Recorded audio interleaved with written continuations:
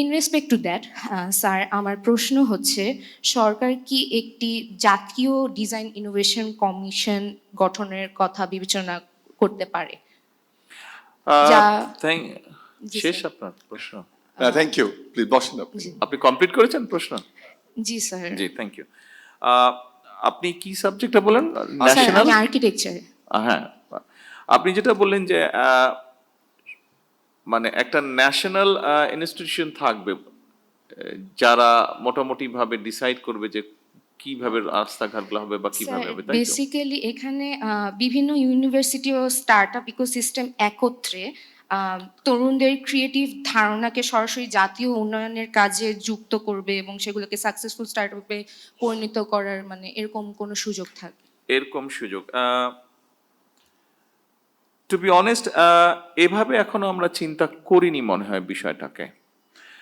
তবে কয়েকদিন আগে একটি একটি গভর্নমেন্টের একটি মিটিংয়ে আমরা আলোচনা করছিলাম এভাবে যে আমরা দেখছিলাম যে যেমন আপনার কোন একটা গভর্নমেন্ট একটা প্রজেক্ট নিতে যাচ্ছে, তো আমরা দেখলাম যে সেই প্রজেক্টে এলজিআরডি মিনিস্ট্রির কস্টিংটা একরকম, আবার ওয়ার্কস মিনিস্ট্রির কস্টিংটা একরকম, দুটোর মধ্যে সামঞ্জস্য নেই।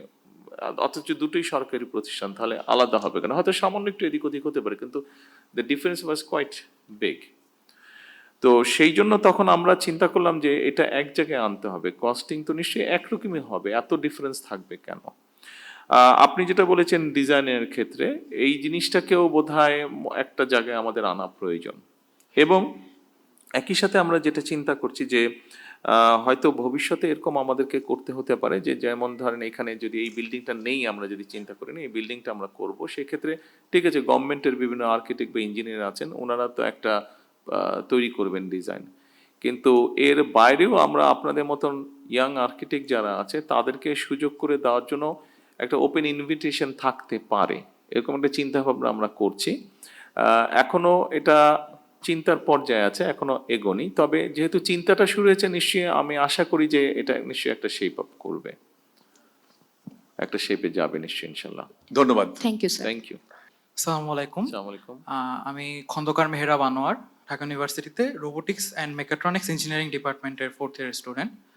সো আমি জানতে চাচ্ছিলাম যে আমাদের বাংলাদেশে বলা হলো যে বিভাগীয় শহরগুলোতে বেশ কিছু সুযোগ সুবিধা তৈরি করা হবে স্টার্ট আপস অ্যান্ড এই ধরনের উদ্ভাবনী চিন্তার মানুষদের জন্য, কিন্তু জেলা পর্যায়ে কি এই ধরনের উদ্ভাবনী যা মানুষদের এবং স্টার্টআপসগুলোকে ইনফ্রাস্ট্রাকচার এবং আরও বিভিন্ন ধরনের যেসব সুযোগ সুবিধাগুলো দেওয়া যায় সেটা সরকার পৌঁছে দিতে কোনো পরিকল্পনা করছে কিনা? না, আমরা এখনই পরিকল্পনা করছি না, কারণ আপনাকে একটা জিনিস একটু বুঝতে হবে, আমাদের দেশের প্রেক্ষাপটে আমাদের রিসোর্সের বিষয়টা আমাদেরকে সবাইকে একটু বুঝতে হবে।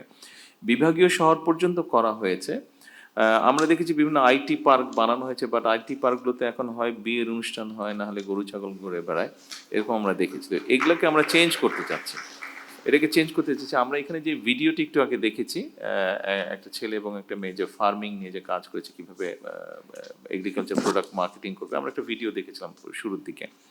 তো ওখানে নিশ্চয়ই খেয়াল করেছেন একটা কথা ওখানে বলেছিল যে এই যে বিভিন্ন 35টা না 33টা জানি আছেন 35টার মতন এই যে শুধু বিল্ডিং বানিয়ে রেখেছে, এগুলোকে আমরা এখন কাজে ব্যবহার করতে চাচ্ছি, এখানে আমরা ফ্যাসিলিটিগুলো গড়ে তুলতে চাইছি, এখানে আমরা নতুন যারা এন্টারপ্রেনার আসবে এরকম আইটি সহ বিভিন্ন জায়গায় কাজ করবে, ওখানে তাদেরকে আমরা এখন হয়তো অনেকেই আপনারা অল্প স্পেসের মধ্যে কাজ করছেন যেখানে ঠিকভাবে কাজ করা যাচ্ছে না, অথবা আপনি হয়তো হোস্টেলে থাকেন, আপনি হয়তো হোস্টেলে আপনার বিছানার উপরে বসে বসে আপনি কাজ করছেন, অথবা আপনি আপনার ছোট ভাই বা বোনের সাথে, বড় ভাই বা বোনের সাথে কোনো রকমের একটা টেবিল শেয়ার করে কাজ করছেন, তো এরকম কিন্তু কাজ করছেন, আপনাদেরকে এরকম কষ্টের মধ্যে ভোগ করতে চাই, অথবা আপনি হয়তো বলে টলে কাউকে কারো কাছ থেকে হয়তো ওয়াইফাইটা আপনি কিছুক্ষণের জন্য সময় নিচ্ছেন, আপনি আপনার যতটুকু প্রয়োজন ডাটা আপনি হয়তো পাচ্ছেন না, আপনাকে হয়তো বলছে ঠিক আছে হাফ এন আওয়ার বেশি করতে পারবো না, এরকম থাকে না, এরকম হয়।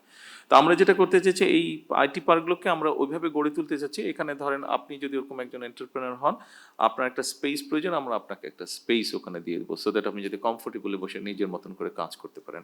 আপনার যেহেতু নেটওয়ার্কিংয়ের সমস্যা আছে, আপনাকে ওখানে আমরা ওই ব্যবস্থাটা করে দেবো, সো দ্যাট আপনি কন্টিনিউস আনইন্টারাপ্টেড আপনি ওয়াইফাই ওখানে পেতে পারেন।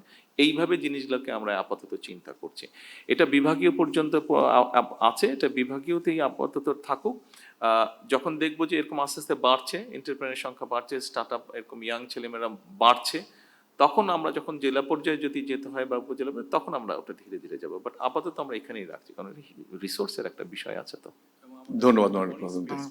আইটি পার্কে আমাদের যে আইটি পার্কগুলো করা হয়েছে, এগুলোতে অনেক স্পেস আছে, অনেক স্পেস আছে। এখন আপনি যেহেতু রোবোটিক ইঞ্জিনিয়ারিং এ বোধহয় আপনি আছেন, আপনি যদি ওখানে এরকম এমনও হতে পারে যে আপনি বললেন যে আপনি ওখানে একটা রোবোটিক্সে আপনি একটা ইন্ডাস্ট্রি করবেন ওখানে।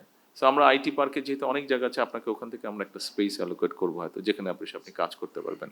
আপনি হয়তো অন্য জায়গায় এই জমি কিনতে হবে, এই সমস্যা ওই সমস্যা, ওইগুলো আপনাকে আমরা সাপোর্ট দিব, আপনার মতন একজন ইঞ্জিনিয়ারকে সাপোর্ট দিব, সো দ্যাট আপনি ওখানে কোনো একটা রোবট তৈরি করতে পারবেন, যেটা হয়তো ফার্মিংয়ে হেল্প করতে পারে, যেটা হয়তো ট্রাফিংয়ে হেল্প করতে পারবে। এইভাবে আমরা চিন্তা করছি। ধন্যবাদ মাননীয় প্রধানমন্ত্রী। ধন্যবাদ। তার মানে অবকাঠামো নয়, দক্ষ জনশক্তি সৃষ্টি হচ্ছে এই সরকারের মূল লক্ষ্য উদ্দেশ্য।